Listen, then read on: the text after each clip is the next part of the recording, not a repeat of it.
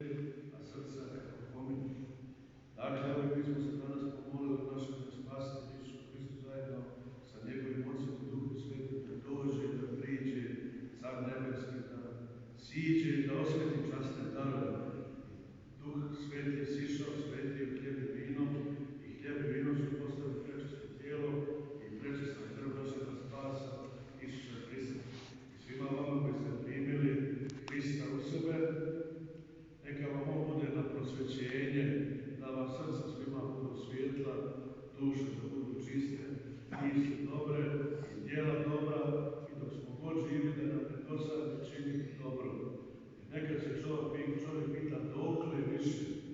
Evo možemo odgovoriti sa žitnjem svetog Sergija Radonješkoga, koji je tamo 5 godina posle boja na Kosovu, 1394. godine, upokojio se svetac jedan veliki, predao dušu svoju Gospodu, Sergij Radonješki, koji je ni od čega napravio blagoslov Gospodnji, koji je u sred tamo beskuća osnovao jedno veliko bratstvo, koji je u doba neko tamo u Rusiji, kada je bilo teško i neko smutno vreme, kada je kod nas, vidite, bilo teško vreme među Srbatijom, kada je car Lazo položio glavu, dakle 5 godina prije njega, i predao dušu svoju istome Bogu, Hristu, Gospodu, Sergij Radonješki utvrđivao pravoslavlje, i slobodno možemo reći da je on jedan veliki stup svijetle vjere Hristove u blagoslovenoj zemlji, našoj bratskoj zemlji Rusiji.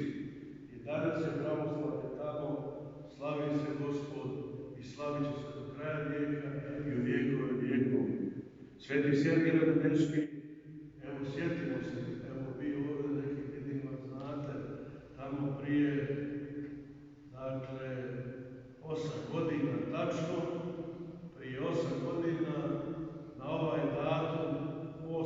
oktobra 2012. godine, poslije nekih godinu dana pregovora za kupovinu ovoga hrama, za kupovinu ovoga centra.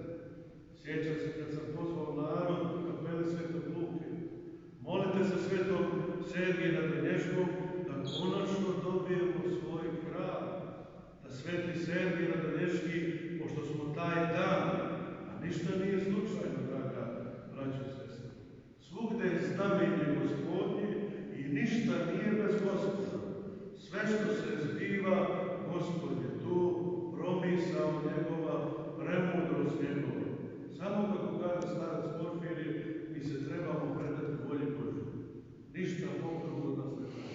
A volja Božja je da svi dođemo u poznanje istine i da se spasimo.